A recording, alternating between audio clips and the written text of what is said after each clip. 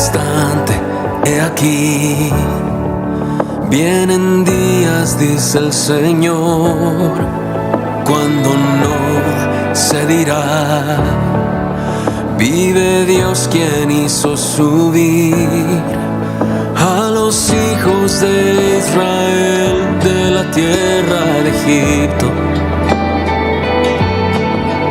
Viene un éxodo que es mayor en el fin de los tiempos, y se dirá: vive Dios quien hizo subir a sus hijos del norte y de todo lugar, y aunque un tiempo los dispersó, los hará regresar desde toda nación.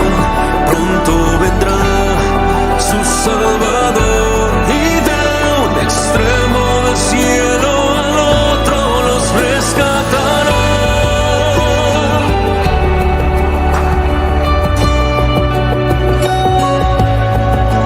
No obstante, he aquí, vienen días, dice el Señor, cuando no se dirá: vive Dios quien hizo subir a los hijos de Israel. Bueno, hoy vamos a hablar acerca de las plagas, o bueno, de la plaga, que ya hemos visto 8, ¿cierto? Anteriormente. Y vamos a tocar acerca de la plaga de las tinieblas. Cuando hablamos de tinieblas, vamos a entrar en 4 etapas. ¿Listo? Alrededor de la escritura encontramos 4 etapas en las cuales podemos aprender acerca de qué es la tiniebla, o qué son las tinieblas. Y la primera parte es en Bereshit, ¿cierto? Encontramos tinieblas, que el Eterno separó la luz de la oscuridad, encontramos ahí.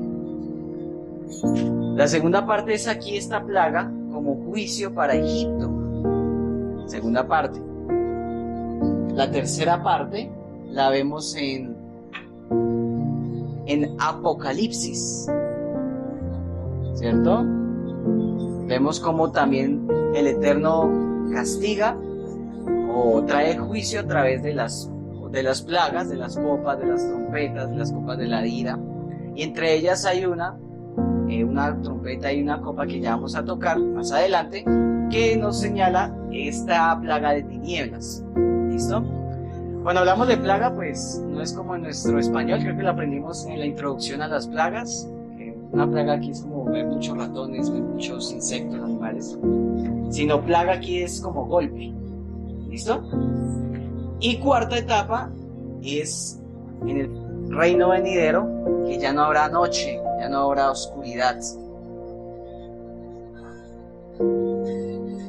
sino que la luz de Adonai alumbrará.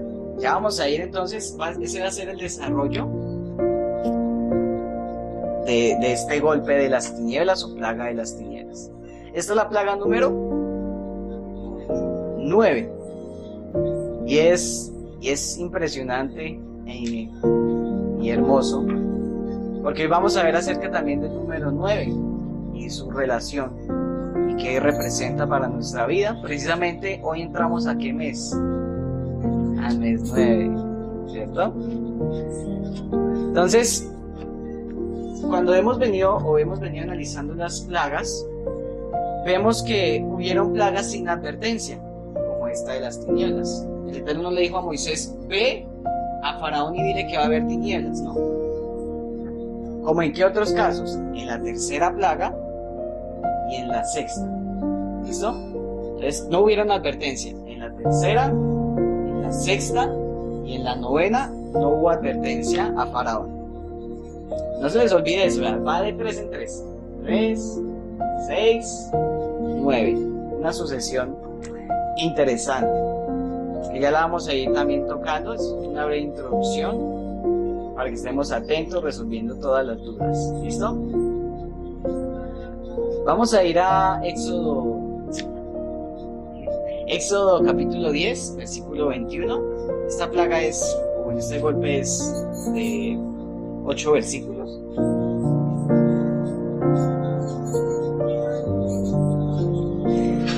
Éxodo 10:21, el primer versículo dice: Adonai dijo a Moisés o a Moshe: extiende tu mano hacia el cielo para que haya tinieblas sobre la tierra de Egipto, tanto que cualquiera las palpe.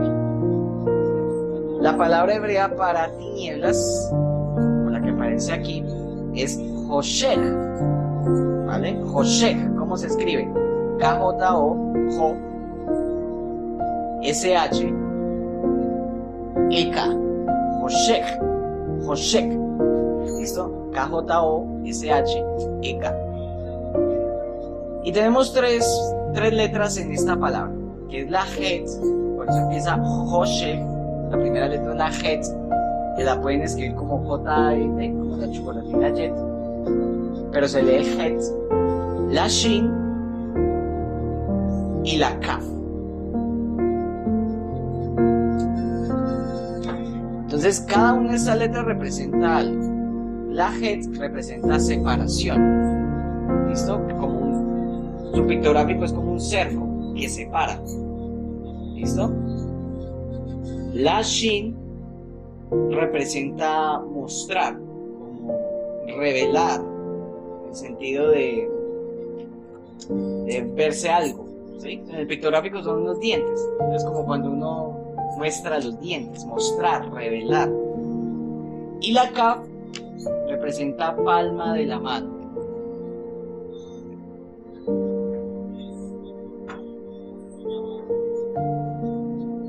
¿Listo?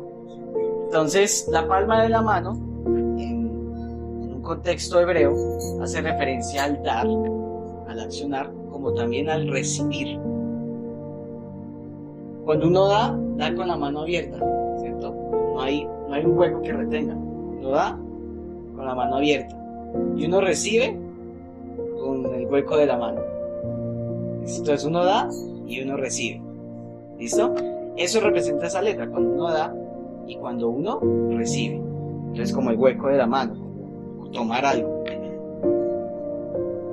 Entonces esta palabra que representa, tomando un diccionario y uniendo lo que acabamos de ver de las letras, significa encubrir. No solamente representa tinieblas, sino encubrir, retener la luz, o sea, oscurecer. Cuando retengo la luz, no permito que la luz alumbre, o sea, la tengo, hay oscuridad. ¿Listo? Detrás de esta raíz también se traduce como miseria, destrucción, muerte y maldad. Todo eso representa tinieblas. Miseria, por eso hablamos de la mano. Destrucción, muerte y maldad. Si lo leemos más literal desde el hebreo, dice: extiende tu mano a los cielos y sea oscuridad en la tierra de Egipto y se palpará oscuridad. Esto es algo más literal. Y esta palabra también palpar, porque hablamos de palpar, podemos guiarlo a dos líneas, ¿listo? La primera es que yo veía una versión, que es la Nueva Biblia Viva, creo que se llama, NBV, que dice: el Señor le dijo a Moisés, una versión: levanta tus manos a los cielos para que todo Egipto quede cubierto de tinieblas. Será tal la oscuridad que los egipcios andarán a tientas. Eso representa la palabra palpar, andar a tientas. Cuando uno no ve nada y empieza a tocar, como para no tropezarse. Pero pues también se ha traducido como que las tinieblas se podían palpar, como tocar, sentir, ¿sí? Entonces vamos a entender qué es todo ese trasfondo de palpar o tocar las tinieblas. Porque si dice que no tenían luz, era porque ni siquiera podían prender una vela o algo con fuego, porque era la oscuridad muy densa, dice otra versión. Entonces vamos a ir desarrollando eso. Primero vamos a ver qué es la luz para entender qué son las tinieblas, porque la luz es contraria a las tinieblas. Entonces vamos a ver qué es luz para el Eterno, qué es luz. Empezando porque Elohim es luz. Primera de Juan 1:5. Este es el mensaje que hemos oído de él. Primera de Juan 1:5. Y les anunciamos, Elohim es luz, y no hay ningunas tinieblas en él. Dice así. Entonces, entendemos que Elohim es luz. Y si hay oscuridad, la oscuridad o las tinieblas no tienen nada que ver con Elohim. Entonces, ¿qué concluimos? Que las tinieblas es la ausencia de Elohim, la ausencia del Eterno. O sea, es tiniebla absoluta.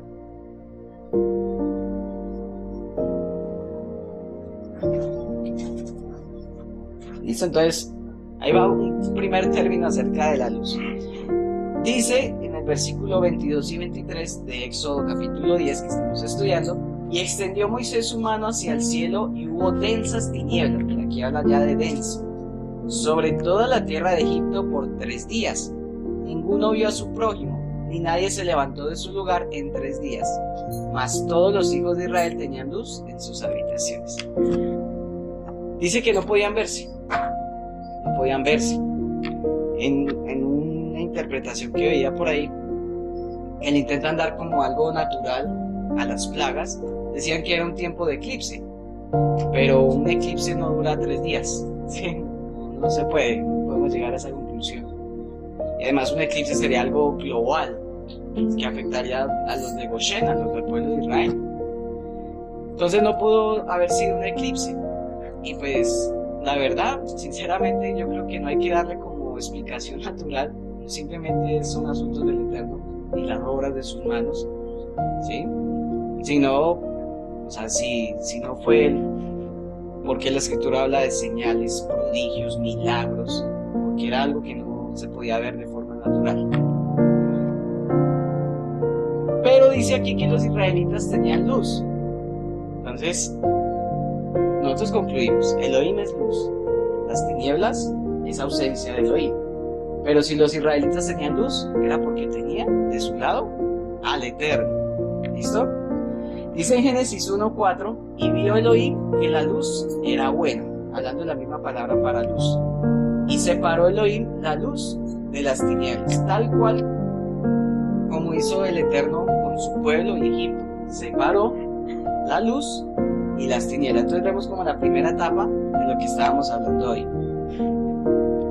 Cuando el Eterno separa la luz y dice que la luz, y vio Elohim que la luz era buena, y separó Elohim la luz de las tinieblas, un lado a un lado, en el día cuarto crea lumbreras, ¿cierto?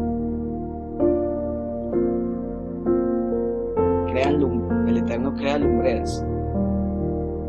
En Génesis 1:14 al 19 dice: dijo luego Elohim, haya lumbreras en la expansión de los cielos para separar el día de la noche, y sirvan de señales, vemos la palabra ot, para las estaciones, para días y años, haciendo referencia a los tiempos, lo que hemos venido aprendiendo acerca de las fiestas. Y sean por lumbreras en la expansión de los cielos para alumbrar sobre la tierra, y fue así. E hizo Elohim a las 2 grandes lumbreras, la lumbrera mayor para que enseñorease en el día, que es la lumbrera, ¿cuál lumbrera es? El sol, y la lumbrera menor para que señorease en la noche. Hizo también las estrellas y las puso en la expansión de los cielos para alumbrar sobre la tierra, y para señorear en el día y en la noche, y para separar la luz de las tinieblas. Y vio Elohim que era bueno, y fue la tarde y la mañana el día cuarto. Entonces el primer propósito que el Eterno quería para estas lumbreras era señalar sus tiempos, el entender los tiempos del Eterno. Y eso nos lleva a andar en la dirección del Eterno y no en tinieblas. El que está en tinieblas es ciego, no ve nada, pero el que está alineado a los tiempos está en la luz. ¿Listo? Por eso la Escritura dice: lámpara es a mis pies tu palabra. O sea, tu palabra es la que me alumbra el camino. Si no tuviera relación contigo y con tu palabra, no pudiese ver, estaría en oscuridad, cegado. Y aquí vemos algo muy especial que es la palabra luz. En hebreo es or. Y les dicto las letras: Aleph, la Vav y la Resh. Aleph, Vav y Resh. La palabra luz en hebreo es or, como les venía diciendo, oer. ¿Qué representa la letra Aleph? Cuando estudiamos la letra Aleph, hace referencia a enseñar, a un maestro, ¿sí? La palabra Aleph en hebreo, esa palabra como tal, no la letra, sino una palabra, ¿sí? Hagan de cuenta la Y. La Y es una letra, pero también es una palabra, ¿sí? Que nos señala una conjunción de dos oraciones, las une. Algo así miremoslo con la Aleph. La Aleph es una letra, pero también es una palabra. Y esa palabra Aleph es buey. Por eso el pictográfico de la letra Aleph es un buey. Cuando hablamos de ese buey, hacemos referencia a un buey viejo. ¿Y qué hacía el buey viejo con el buey joven? Le enseñaba. Por eso también de esta misma raíz Aleph sale la palabra enseñar, guiar. O en su defecto, un maestro. Ahora, la letra Vav representa unión. Dice que es estaca o gancho. Une. Y Resh, que una palabra que conocemos y que vamos a celebrar hoy, es Rosh, que Rosh es cabeza, como algo importante, principal, ¿sí? Lo más importante. Entonces, si vemos estas tres letras, o sea, ¿qué nos quiere, por qué señalan o por qué esas letras se usan para la palabra luz? Vemos lo siguiente. Lo principal, o sea, lo más importante es dejarnos enseñar, dejarnos alumbrar, dejarnos guiar. O sea, eso representa la luz. El Eterno nos enseña y nosotros debemos dejarnos enseñar. La luz es sinónimo de comunión, por eso les digo, lo más importante es saber escuchar, guiar. La luz es sinónimo de comunión.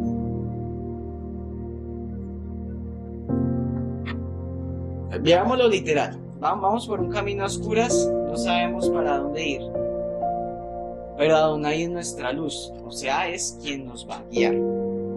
Por eso el salmista dijo: aunque ande en valle de sombra y de muerte, no temeré mal alguno, porque tú estarás conmigo. Tu vara, que representa la enseñanza, tu vara, y tu callado, representa la corrección, estarán conmigo. Mire lo que dice 1 Juan 1:6. Si afirmamos que tenemos comunión con Él, pero vivimos en oscuridad, mentimos y no ponemos en práctica la verdad.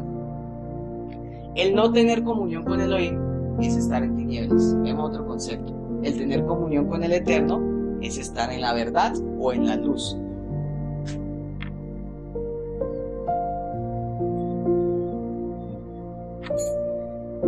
Entonces, ya mirándolo aquí en el pueblo de Israel, las promesas o la palabra que antes había dicho el Eterno a sus padres, Abraham, Isaac y Jacob, era lo que sostenía al pueblo, o era lo que alumbraba, era lo que los mantenía en la verdad.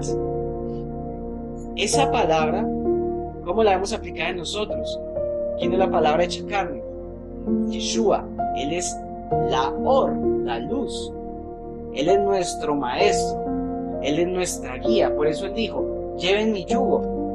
O sea, Él es el buey viejo. Lleven mi yugo es fácil y ligera es mi carga. Aprended de mí, sean mansos y humildes de corazón. Dice, perdón que lo parafraseé.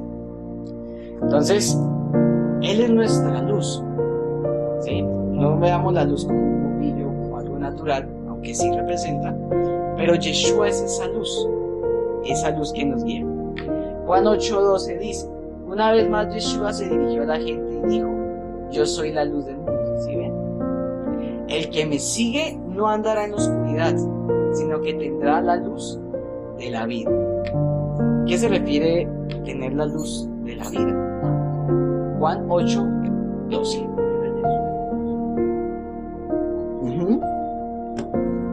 Nuestra guía, en nuestro enfoque, nuestra mirada. Vamos a ver dos etapas. El tener la luz en nuestra vida implica lo siguiente: revelar lo que está oculto, lo que en algún momento nosotros, cuando llegamos a la luz, cuando nos acercamos al Eterno, éramos desnudos. Bueno, seguimos siendo desnudos porque Él discierne los pensamientos más profundos de nuestra alma. Entonces, la luz alumbra lo que está oscuro. O sea, lo que hay en nuestro corazón es revelado. Cada vez que nos acercamos al Eterno, todos los días, lo que hay aquí no lo podemos esconder. El Eterno lo ve todo. ¿Cómo podremos engañar al Eterno? No se puede. Y el que andaba en tinieblas, o los que andan hoy en día en tinieblas, son los que tienen cosas ocultas y no se relacionan con personas o con personas del Eterno, porque saben que es como si se sintieran desnudos, se acercan a la luz y no se sienten compatibles, por llamarlo así. Se sienten confrontados. Por eso dice en Efesios 5:11-12. Aquí vamos a ver varias citas del Nuevo Testamento que afirman acerca de la luz, qué es la luz, porque todo apunta a Yeshua. No tengan nada que ver con las obras infructuosas de la oscuridad, sino más bien denúncielas, porque da vergüenza aún mencionar lo que los desobedientes hacen en secreto. Entonces, vemos que también las tinieblas son las obras ocultas del hombre. Y en la luz que tenemos, quizás sí tenemos cosas en nuestro corazón, pero en nosotros está el dejarnos guiar, dejarnos corregir. Tu vara y tu callado me infundirán aliento.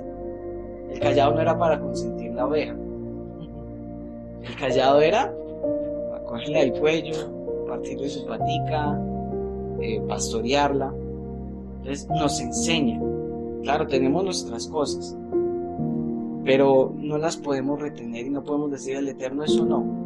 Si no sabemos que los que estamos en la luz nos dejamos enseñar. Entonces, eso es la primera etapa. La luz muestra lo que está oculto o revela lo que está oculto. Otra relación de la luz, que yo les dije que habían dos etapas, ¿cierto?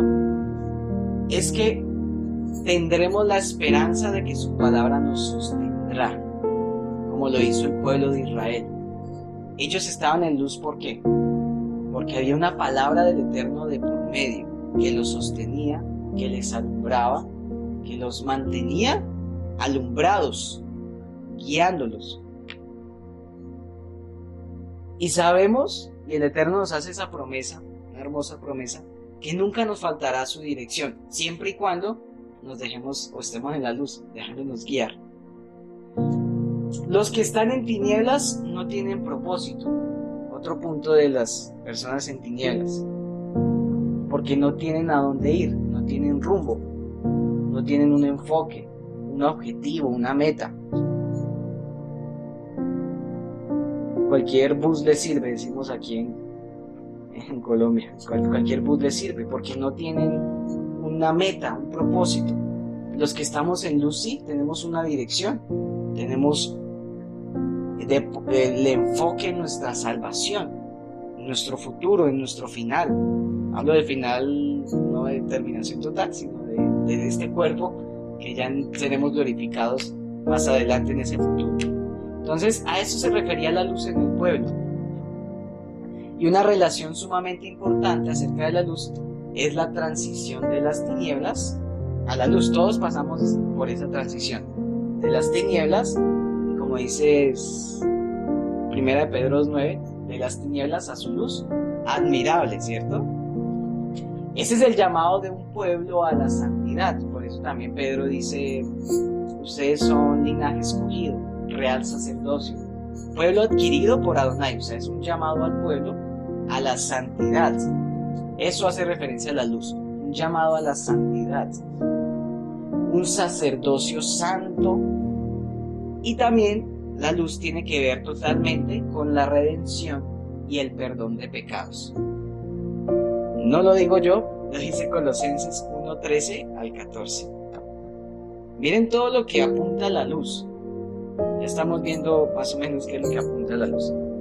Él nos libró del dominio de la oscuridad y nos trasladó al reino de su amado Hijo, en quien tenemos redención y perdón de pecados. Colosenses 1:13 al 14. Miren lo que dice: Él nos libró del dominio de la oscuridad. Como dijimos anteriormente, todos estamos aquí de este lado, en la oscuridad, y Él nos sacó de ese dominio. Porque la oscuridad nos esclaviza, es el sistema que nos mantiene ahí. Y nos trasladó al reino, un reino lleno de luz, el reino de Yeshua, en quien tenemos redención y perdón de pecados. Entonces, lo opuesto a la oscuridad es la redención y el perdón de pecados, porque a través de Yeshua es que obtenemos ese perdón, y eso nos lleva a la luz. Y aquí está la cita de 1 Pedro, está en 1 Pedro 2:9, lo que habíamos leído ahorita. Ustedes son descendencia escogida, real sacerdocio, nación santa, pueblo que pertenece a Elohim, para que proclamen las obras maravillosas de aquel que los llamó de las tinieblas a su luz admirable.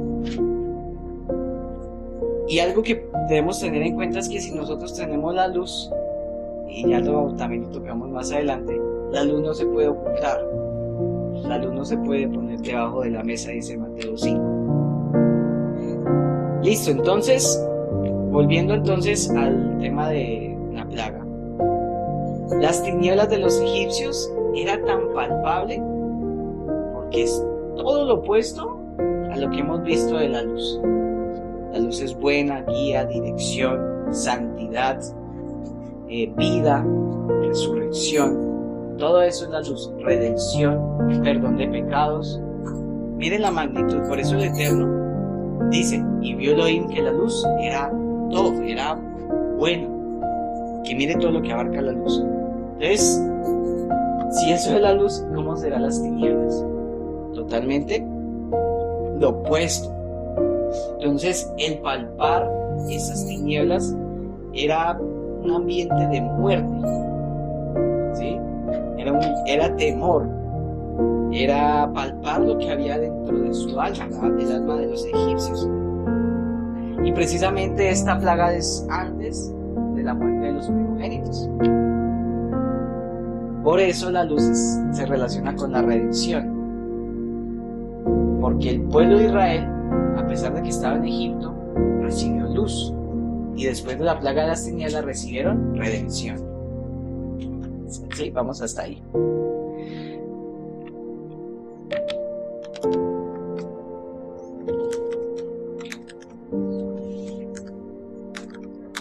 Listo, entonces hasta aquí tenemos aspectos o palabras clave que vamos a recordar. ¿Listo? Número 9, novena plaga, la redención, la muerte del primogénito o de los primogénitos, perdón de pecados. Hemos visto palabras tinieblas, el temor, hablamos de Pesaj, y una sucesión de 3 y 3, ¿cierto? Vamos bien hasta ahí. Si ustedes se fijan, esas palabras clave que hemos mencionado anteriormente son o representan la muerte de Yeshua. Todo esto está en la muerte de Yeshua. Y eso está en Marcos 15, 25 a 39, si quiero que vayamos ahí. 25 al 39.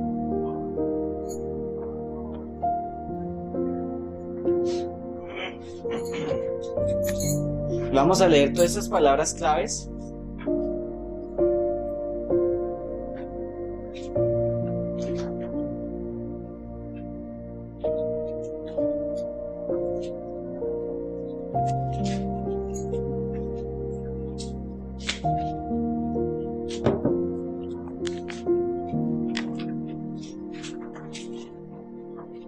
lo buscan, vuelvo y repito las palabras clave o los aspectos importantes que hemos visto. Número 9, la redención, muerte, perdón de pecados, tinieblas, temor, Pesaj y la sucesión de 3. Empecemos despacio, vamos a prestar atención todos aquí. Dice, y era la hora tercera. ¿Es novena o tercera? Marcos 15:25. Tercera, era la hora tercera cuando le crucificaron. Llevamos el primer 3, ¿cierto? Las 9, esa es una nueva versión, ¿sí? Aquí era la hora tercera cuando le crucificaron. Y el título escrito de su causa era el Melech o el rey de los judíos. Crucificaron también con él a 2 ladrones, uno a su derecha y el otro a la izquierda, y se cumplió la escritura que dice: y fue contado con los inicuos, y los que pasaban le injuriaban, meneando la cabeza y diciendo: va, tú que derribas el templo de Elohim y en 3 días lo reedificas. Vemos el número 3 ahí también, ¿no? Sálvate a ti mismo y desciende del madero. De esta manera también los principales sacerdotes escarnecían. Se decían unos a otros con los escribas: a otros salvó y a sí mismo no se puede salvar. Esas palabras son literales. Ellos no sabían qué estaban diciendo, pero tal cual: a otros salvó. El Mesías, rey de Israel, desciende ahora del madero para que veamos y creamos. También los que estaban crucificados con él le injuriaban. Ahora, cuando vino la hora sexta, otra sucesión de 3, ¿se acuerdan de las plagas? 3, 6, 9. Hubo tinieblas sobre toda la tierra hasta la hora novena. 3, 6, 9, otra vez esa sucesión. Y a la hora novena, Yeshua clamó a gran voz diciendo: Eloí, Eloí, lama sabactami, que traducido es: Eloí mío, ¿por qué me has desamparado? Y algunos de los que estaban allí decían al oírlo: miren, llama a Elías. Y corrió uno y empapando una esponja en vinagre y poniéndola en una caña le dio de beber diciendo: dejad, veamos si viene Elías a bajar. Mas Yeshua, dando una gran voz, expiró. En otro evangelio dice: y dijo: consumado fue. Entonces el velo del templo se rasgó en 2, de arriba abajo, y el centurión que estaba frente a él, viendo que después de clamar había expirado así, dijo: verdaderamente este hombre era hijo de Elohim. En otro evangelio dice que tuvo temor. Entonces, en ese relato vimos todas esas palabras, ¿cierto? Ya sea de forma connotativa o denotativa, literal o inferencial. Y justo empezando ese día antes de Yeshua ser crucificado, o podemos decir la noche anterior, estaban conmemorando el pacto renovado, ¿cierto? Que volvía a establecer el Eterno con su pueblo. Y consumado fue todo, hecho todo, una vez y para siempre. Y vimos esa sucesión de 3 que tiene relación con las 3 veces 3. Y su relación con Yeshua la vamos a ver. ¿Qué representa el primer 3, el segundo 3 y el tercer 3? Los 3, ¿qué representan? Vamos a ir a Esdras capítulo 10.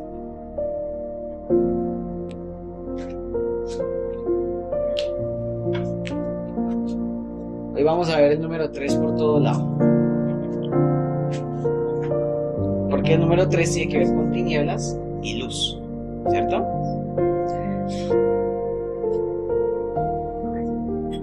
Entonces, Esdras 10, 7. ¿Estamos todos ahí?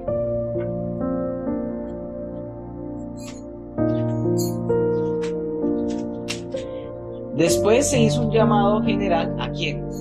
A Judá, ¿vale? Ahí estamos hablando de Judá, los que volvían de su tierra, para que se reunieran en Jerusalén todos los que habían regresado del destierro. a todo aquel que no llegara en el plazo de 3 días, otra vez vemos el número 3, según lo determinaron los jefes y consejeros, se les expropiarían sus propiedades y se les expulsaría de la comunidad de los que volvieron del destierro. Por lo tanto, todos los hombres de Judá y de Benjamín se reunieron en Jerusalén el día 20 del mes noveno, un mes como el que vamos a entrar hoy. Es decir, en el término de 3 días, otra vez 3 días. Todos ellos se sentaron en la plaza del templo de Elohim con temor, otra vez temor, por causa de aquel asunto y aún de la lluvia que caía. Recordemos que en el mes noveno, en la tierra de Israel, ya entramos al invierno. Versículo 10. Entonces el sacerdote Esdras se puso de pie y les dijo: ustedes han pecado al casarse con mujeres extranjeras, aumentando así la culpa de Israel. Por tanto, aquí, ante Adonai Elohim de sus padres, reconozcan ustedes que son culpables y cumplan la voluntad del Eterno. Apártense de la gente pagana y de esas mujeres extranjeras. ¿Por qué menciono esta parte del regreso de Esdras? Cuando todo el pueblo de Israel, las 12 tribus, estaban esclavizadas en Egipto, vivieron en la plaga de tinieblas, ellos vivieron en luz, ¿cierto? Pero en Egipto vivieron 3 días en tinieblas. ¿Listo? Veamos eso fue antes de salir, con Pesaj, con lo de panes sin levadura, con el pueblo todo el pueblo de Israel en Egipto. Veamos esta línea del tiempo. Ellos salen, años en el desierto, llegan a la tierra prometida. Jueces, ellos eran inconstantes, levantan un rey, David, bien, Saúl, mal, Salomón, mal, tanto que el reino se dividió. ¿Listo? Aquí en este punto se descarriaron y los dos fueron llevados cautivos como cuando estaban juntos, ¿cierto? Cuando Judá vuelve, vemos que ellos tenían que reconocer algo que estaba oculto, porque se me olvidó el nombre de ese personaje, pero creo que Secanías está en el primer versículo de Esdras 10, hijo de Jehiel, hijo de Eliam, o de Secanías, Jehiel, Elam, esto es de los hijos de Elam. Dice Esdras, imagínate que las esposas de los que volvieron son mujeres extranjeras, por tanto sus hijos también son esclavos. Esdras en ese momento, como de luto, dice, rasgó sus vestiduras, se arrancó la barba se arrancó el pelo de la barba, se arrancó también el cabello, dice, decía que tenía mucho celo y también decía que estaba confundido. Yo me puse en el papel de Esdras, bueno, intenté porque después no puedo ver del todo, y ver que el pueblo de Egipto que salió y no obedeció a la Torá, a lo que el Eterno les traía, fueron desterrados y vuelven a la tierra y siguen sin desobedecer. Incluso unos añitos después de Esdras, con el profeta Malaquías, vuelve y caen en idolatría con mujeres extranjeras. Entonces imagínense el panorama que estaba viendo Esdras en ese momento. Pero aquí vemos, cuando ellos vuelven, los de Judá, ellos todavía están esparcidos, cuando ellos vuelven, el sur vuelve, hay una sucesión de 3 días para que ellos se reúnan, y bueno, así son las cosas. ¿Qué debemos hacer, Esdras? Esdras dice, reconozcan, y vamos a expulsar a esas mujeres extranjeras y a los hijos. No era de pronto como se imagina que has dicho, listo, chao, ustedes vayan a ir a ver cómo soluciona, sino tenían que sustentar, ¿no? Como lo hizo Abraham con Agar e Ismael. Incluso creía que mejor lo harían ellos. Entonces vemos otra vez el número 3. Entonces lo vimos aquí cuando salió todo el pueblo con Judá. ¿Quién falta? El norte de Israel. ¿Y quién trajo ese cumplimiento del cautiverio para volverlos a traer? A través del número 3, Yeshua. 3 días. O sea, vimos aquí, y al final nosotros siendo parte de ese cumplimiento y pacto, a través de su muerte y resurrección podemos volver nosotros al Eterno. Aquí con Judá vemos el número 3 en todo lado, empezando por Esdras 10:1, que dice una generación de 3. Secanías, hijo de Jehiel, hijo de Elam. Vemos el número 3 ahí. Precisamente Elam significa oculto.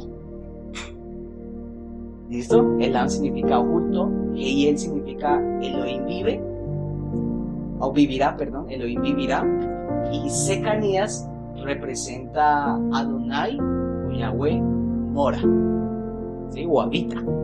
¿Listo? Entonces vemos cómo pasó del oculto a Adonai habita. ¿Listo? Otra vez 3. ¿En cuántos tiempos volvió Judá a su tierra? En 3 tiempos. Uno con Zorobabel, otro con Esdras, otro grupo con Esdras y otro grupo con Nehemías. ¿Listo? Entonces 3 representa esa unión otra vez de un pueblo. Entonces confirmamos esa relación de por qué tuvo que ser 3 días sin que nadie pudiese ver nada. ¿Por qué las tinieblas por qué fueron 3 días de tinieblas? Lo acabamos de ver. Y en la escritura hay muchos más ejemplos que pues no los vamos a tocar, pero por ejemplo, ¿cuánto duró Pablo sin poder ver cuando le dio la ceguera? 3 días. Jonás, ¿cuánto duró en el vientre? ¿Y será que él tenía alumbrado el vientre? Oscuridad. Sí, era oscuridad total. Entonces, esa oscuridad, pero ¿qué pasó con Jonás? ¿Qué pasó con Pablo? Quitó el Eterno la ceguera, le dio otra vez vida, Elohim vive, ¿sí ven? Entonces ese número 3 representa eso, cuando de la oscuridad pasamos a la vida. ¿Listo? Vamos al versículo 24 de Éxodo capítulo 10.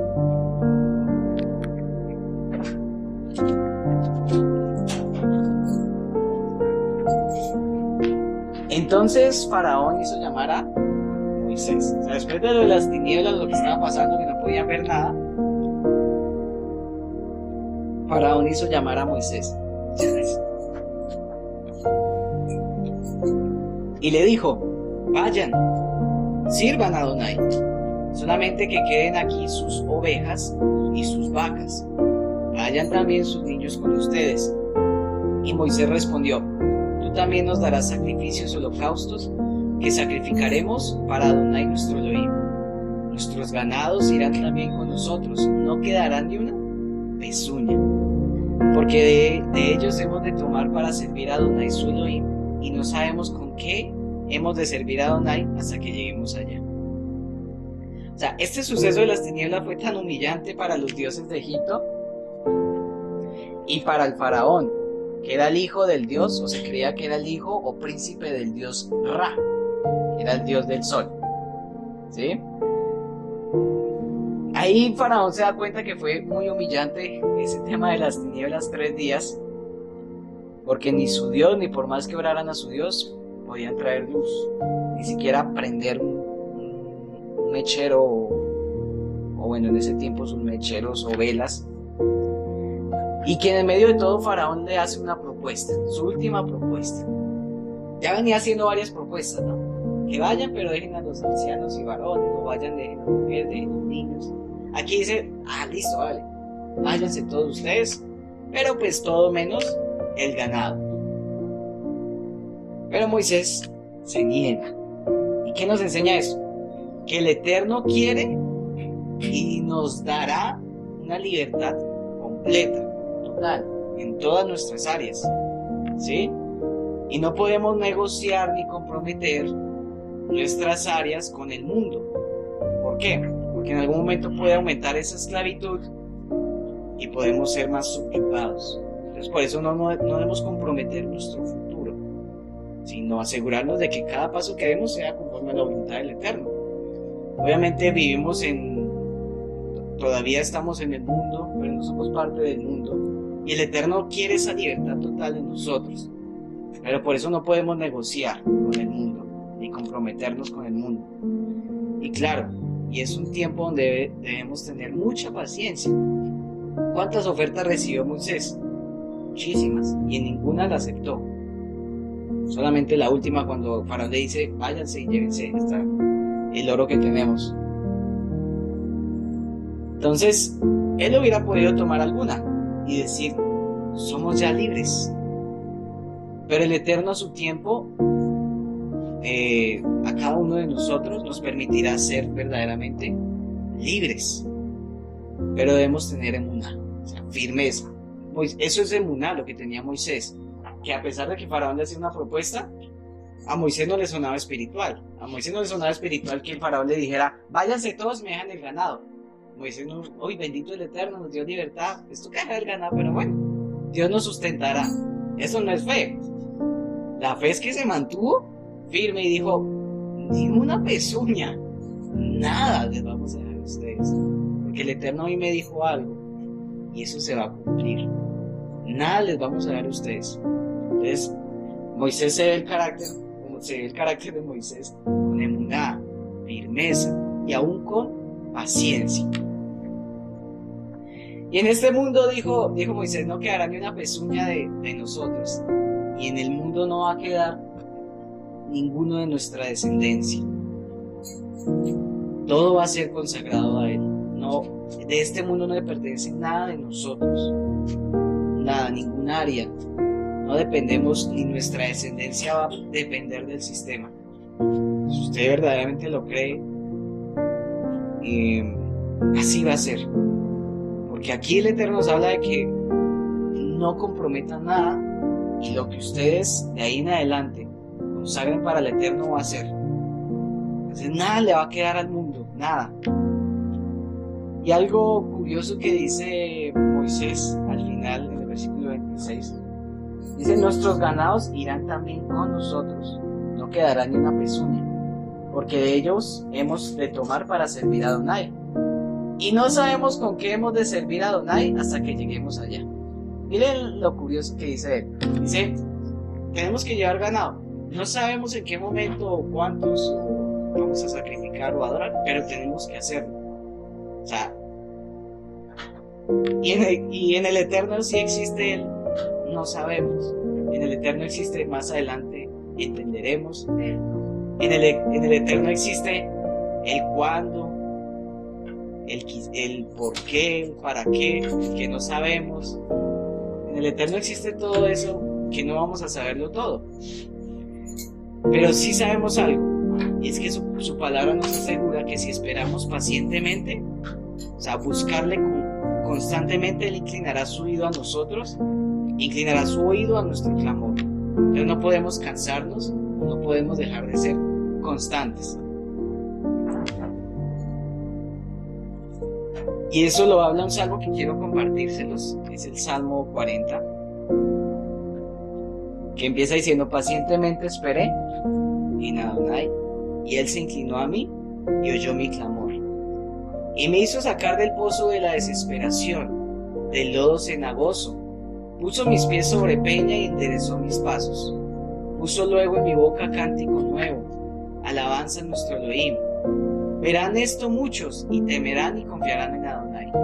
Bienaventurado el hombre que puso en Adonai su confianza y no mira a los soberbios y a los que se desvían tras la mentira. Has aumentado, oh Elohim mío, tus maravillas y tus pensamientos para con nosotros. No es posible contarlos ante ti. Si yo anunciare y hablare de ellos, no pueden ser enumerados. Sacrificio y ofrenda no te agrada. Has abierto mis oídos. Holocausto y expiación no has demandado. Entonces dije, he aquí vengo. En el rollo del libro está escrito de mí. El hacer tu voluntad, Elohim mío, me ha agradado, y tu ley está en medio de mi corazón. He anunciado justicia en grande congregación. He aquí no refrené mis labios. Adonai, tú lo sabes. No encubrí tu justicia dentro de mi corazón. He publicado tu fidelidad y tu salvación. No oculté tu misericordia y tu verdad en gran asamblea. Adonai, no retengas de mí tus misericordias. Tu misericordia y tu verdad me guarden siempre. Porque me han rodeado males sin número. Me han alcanzado mis maldades y no puedo levantar la vista. Se han aumentado más que los cabellos de mi cabeza y mi corazón me falla. Quieras, oh Yahweh, librarme. Adonai, apresúrate a socorrerme. Sean avergonzados y confundidos aún a los que buscan mi vida para destruirme. Vuelvan atrás y avergüéncense los que mi mal desean. Sean asolados en pago de su ofrenda los que me dicen: gócense y alegren, gócense y alégrense en ti todos los que te buscan, y digan siempre los que aman tu salvación: Adonai sea enaltecido. Aunque afligido yo y necesitado, Adonai pensará en mí. Mi ayuda y mi libertador eres tú, Elohim mío, no te tardes. Entonces, me impactó el salmista en medio de lo que estaba viviendo, cómo le habla al Eterno. Y aún en medio dice: gócense y alégrense. Es difícil, y yo sé, y en algún momento se me dio el gozo y no me fue muy bien, porque el Eterno me jaló las orejas. Pero en medio de cualquier cosa que estemos viendo, gocémonos, porque Él nos ha guiado. Alma mía, bendice a Adonai, no olvides ninguno de sus beneficios. O sea, el no olvidar es lo que nos permite ser más fuertes, permanecer, tener emuná, como lo hizo Moisés. Y saber que, y creer en que, mi ayuda y mi libertador es Él. Dice: Elohim mío, no te tardes. Aunque no había respuesta para el que estaba orando ahí en ese momento, sabía que el Eterno le iba a responder. Para el hombre quizás fue tarde, porque nuestros tiempos y nuestra mente es diferente a los pensamientos del Eterno, pero para el Eterno llegó justo a tiempo. Para nosotros quizás el Eterno se está demorando en nuestras respuestas, ¿cierto? Pero para el Eterno sabe que todavía no es el tiempo. Que debemos cambiar nuestra mente, renovarla, cambiar nuestras palabras, renovar nuestra forma de pensar, de hablar, de dirigirnos al Eterno. No con decretos, no con obligaciones, sino diciéndole lo que le dice el salmista. Por eso se los comparto. ¿Quieras, oh Adonai, librarme? Adonai, apresúrate a socorrerme. Sean avergonzados y confundidos aún a los que buscan mi vida para destruirme. Vuelvan atrás y avergüéncense. Y en medio de todo, gócense y alégrense en ti todos los que te buscan. Y digan siempre los que aman tu salvación: Yahweh sea enaltecido. Entonces, en medio de esto dice que Faraón endureció su corazón. Y cuando quitó lo de las tinieblas, y cuando Moisés le hace su respuesta, le dice: ni una pezuña la vamos a dejar. Faraón dijo: bueno, pues no los voy a dejar ir a nadie. Y le dijo a un faraón y añadió: retírate de mí y guárdate que no veas más mi rostro, porque en cualquier día que vieres mi rostro, morirás. Su misma boca lo condenó. Y Moisés respondió: bien has dicho, no veré más tu rostro. Esta amenaza de Faraón: guárdate que no veas más mi rostro, en la humillación, el Eterno lo humilló. El Eterno le permitió ver a Moisés el rostro de Faraón después de esto 2 veces. Miren esto. Y cómo el Eterno, y lo decía el salmista, humilla a nuestros enemigos. Dijo Faraón de forma soberbia: retírate de mí y guárdate que no veas mi rostro, porque en cualquier día que vieres mi rostro morirás. Y el Eterno permite ver el rostro de Faraón a Moisés 2 veces después de esto. ¿En qué momento? En el momento que muere el primogénito. Faraón lo llama, le dice: váyase. ¿Por qué esa vez? Porque el Eterno le quería mostrar al pueblo y aún a Moisés cómo lo humilló, cómo logró humillarlo hasta hacerle esa propuesta de que ya se vayan todos. Y la segunda vez fue en el mar, cuando ya se condenó Faraón. O sea, Faraón también murió con el ejército en el mar. Así es. Dice: ensíntense los 600 caballos y andémosle. Y se fueron detrás del pueblo. ¿Listo? Eso, lo que les acabo de mencionar, está en Éxodo 12:30 al 32. Dice que se levantó aquella noche Faraón, él y todos sus siervos y todos los egipcios, y hubo gran clamor en Egipto, como llanto, como gritos, porque no había casa donde no hubiese un muerto. E hizo llamar a Moisés y a Faraón de noche y les dijo: salgan de en medio de mi pueblo, ustedes y los hijos de Israel, y vayan y sirvan a Adonai como han dicho. Tomen también sus ovejas, sus vacas. Miren cómo lo humilló. Aquí le dijo: déjenme sus vacas, pero aquí ya está diciendo: váyanse y llévense todo, como ustedes han dicho, y váyanse. Otra vez dice, miren todo lo que dice: salgan en medio de mi pueblo, vayan, sirvan a Adonai, tomen sus cosas y como dijeron, váyanse. Los expulsó. 12, 30, 32. Y al último dice: y bendíganme a mí también. Era como conchudo. Aquí hubiera podido, o sea, Faraón hubiera podido decirle que, por lo menos pedirle, viendo todos los milagros que el Eterno hacía a través de Moisés, si Faraón hubiera conocido más pensante, igual no pasó, igual es como un pensamiento, digo yo. Hubiera podido decirle: venga Moisés, vuelva a mi hijo a la vida. Pero sabemos que la vida está conectada con la redención, y la redención es exclusiva para el pueblo del Eterno. Y eso está relacionado con el creer en Yeshua. Y obviamente el orgullo no le iba a dar, porque él tenía sus dioses, y aunque él y sus dioses fueron humillados, él nunca reconoció el poder de Elohim. Siempre dijo quién es él, quién es su Dios. Entonces,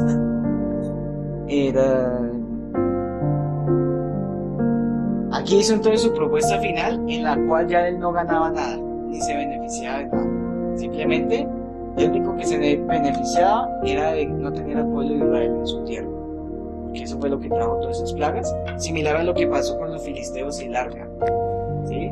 Su beneficio fue no tener el arca, los filisteos en su tierra, porque miren todas las plagas que le trajo. Entonces, debemos comprender que también existirán personas así, como Faraón, obstinadas, corazón duro, como se ha venido enseñando, ¿no? Personas que no van a querer escuchar, y aún externamente que se oponen al pueblo. Pero cuando ven el juicio se van a desestabilizar. Y es más, en el futuro, cuando lo vemos en Apocalipsis, personas vivirán este tipo de plagas y no se humillarán. Y antes blasfeman el nombre del Eterno. Si de pronto lo hemos leído. Y en Apocalipsis vemos estas plagas relacionadas con las tinieblas. Entonces, una trompeta, Apocalipsis 8:12.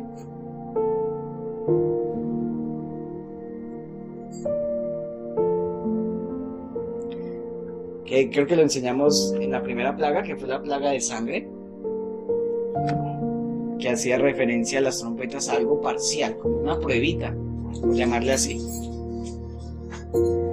Y dice: el cuarto ángel tocó la trompeta y fue herida la tercera parte del sol, mire, solamente la tercera parte del sol, y la tercera parte de la luna, y la tercera parte de las estrellas, para que se oscureciese la tercera parte de ellos, y no hubiese luz en la tercera parte del día, y asimismo de la noche. Y miré y oí a un ángel volar por en medio del cielo, diciendo a gran voz: ay, ay de los que moran en la tierra, a causa de los otros toques de trompeta que están para sonar los tres ángeles. Vemos tercera parte por todo lado, y tres ángeles. Vemos otra vez el número 3 ahí resaltado, ¿no?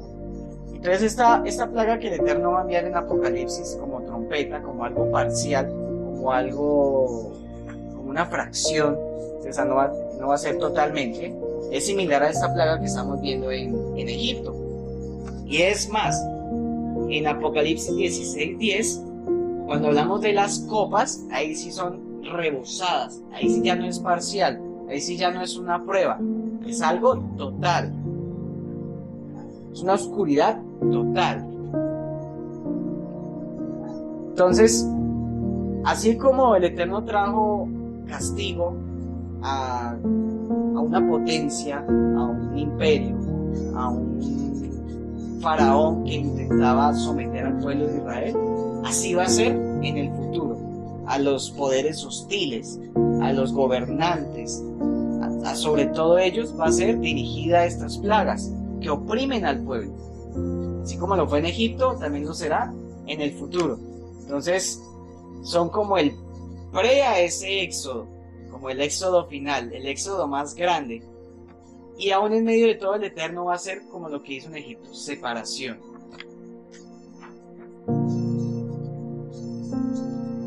Y ahí ya no va a ser con las puertas abiertas, como lo estamos ahora en este tiempo. El Eterno dice, si usted se arrepiente, busca al Eterno, se guarda, busca la santidad, responde al llamado. En ese tiempo ya no van a estar abiertas las puertas. Simplemente el Eterno va a hacer distinción para muerte total y para vida eterna. Por eso en Apocalipsis 14:12 dice, y quiero que vayamos ahí y lo subrayemos. Apocalipsis 14:12. Y hablando de la paciencia, miren esto acerca de la paciencia. Este texto es muy hermoso. He aquí está la paciencia de los santos, los que guardan los mandamientos de Elohim y la fe en Yeshua. Hermoso ese texto, hermoso. Estas últimas señales. Así es. Y lo que estamos trabajando en este tiempo, ¿no? La fe en Yeshua, la firmeza y el guardar los mandamientos de Elohim. Pero empieza diciendo, aquí está la paciencia. Estamos hablando de la paciencia. Esta es la sazón, o de esto se trata la vida. Tener paciencia. Quien no tiene paciencia se estresa. Quien no tiene paciencia se deja llevar de las cosas de este mundo. Entonces, no se afanen por las cosas de este mundo. Antes confíen en el Eterno, porque de esto se trata la vida. Y el Eterno, a través de cada situación, nos va enseñando. Es importante guardarnos como pueblo, permanecer con firmeza, hasta que Yeshua nos dé esa vida eterna, esa luz, en el final de todo. O sea, ahí ya todo dolor se va. O sea, no es comparado el tiempo que vamos a estar en el futuro con lo que quizás estamos viviendo hoy. Dice un salmo que para el Eterno la vida del hombre es como un suspiro. Entonces, sí, aquí lloramos, aquí tenemos dolores, aquí tenemos dificultades, pero nuestra esperanza no está aquí en este mundo, ni que este mundo mejore, porque probablemente no va a ser así. Y según la Escritura, como que todo va a estar más patas arriba. Entonces, nuestra esperanza no está aquí, no pongamos nuestra confianza en ningún hombre, en nadie.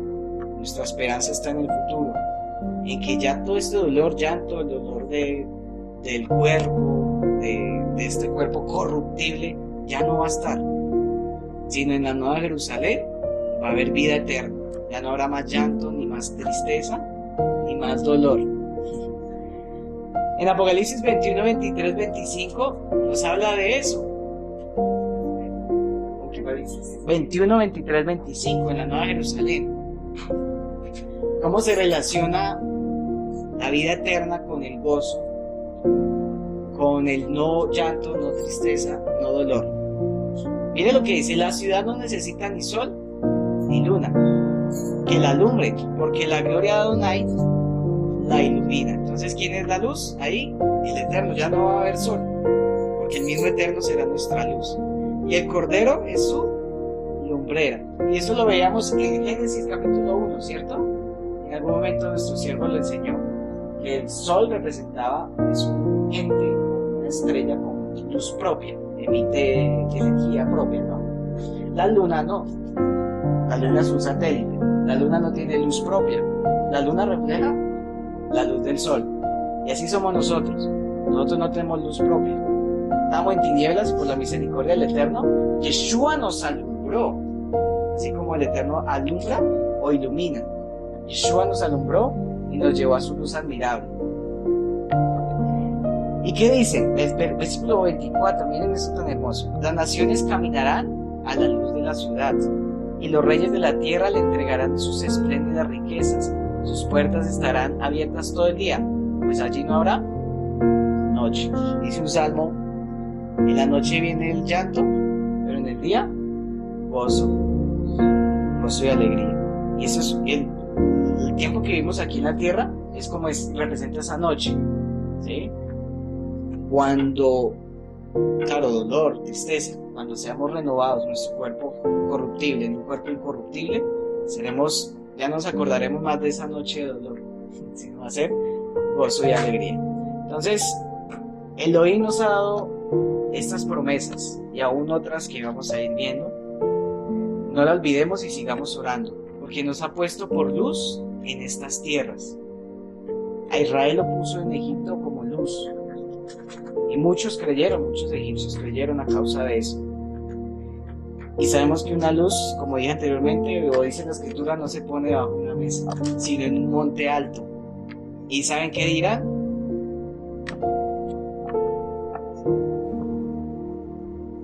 Y será exaltado ese monte sobre los collados, y correrán a él todas las naciones. Y vendrán muchos pueblos, y ¿qué dirán?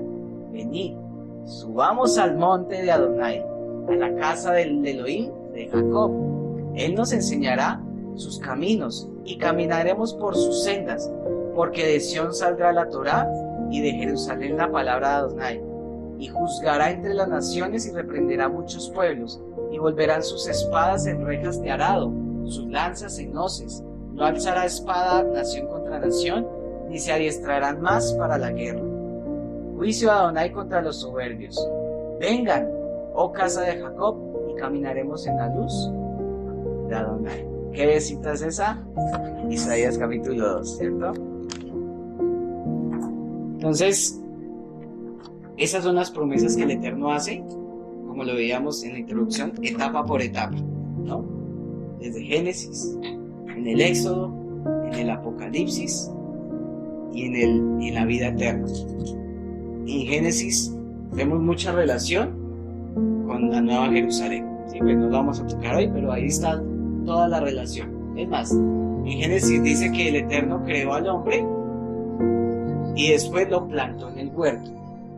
Primero lo crea y después lo pone en el huerto. ¿Qué va a pasar en la Nueva Jerusalén? Nos formó aquí en esta tierra, pero después nos va a plantar en ese lugar tan hermoso. Entonces esa es una de las relaciones tan hermosas que el Eterno nos ha enseñado. Entonces eso es todo. Bendito sea el Eterno, que el Eterno nos alumbre cada día a través de su escritura, nos dé fortaleza, nos llene de emuná y de mucha paciencia, porque aún nos queda mucho tiempo por delante. Yo me puse a pensar lo que el Eterno en un momento me dijo a través del siervo, y verdad que es que uno anda a trote y se cansa. Y yo digo, papá, y si yo duro 80 años, 90 años, lo que tú quieras, y ya vivo desde los 20 así, ¿cómo será cuando llegue a los 60? No. Entonces, hagamos todo con paciencia, firmeza, pasos en obediencia, en emuná, fortaleza. El Eterno va a guiar nuestros pasos. No nos afanemos por el mañana. Cada día tiene su propio afán. No nos preocupemos por lo que va a venir de futuro, si el país mejora o no. Lo importante es la comunión con Elohim, que es sinónimo de luz. ¿Listo? Entonces, Shabbat Shalom. Shabbat Shalom. Gracias al Eterno.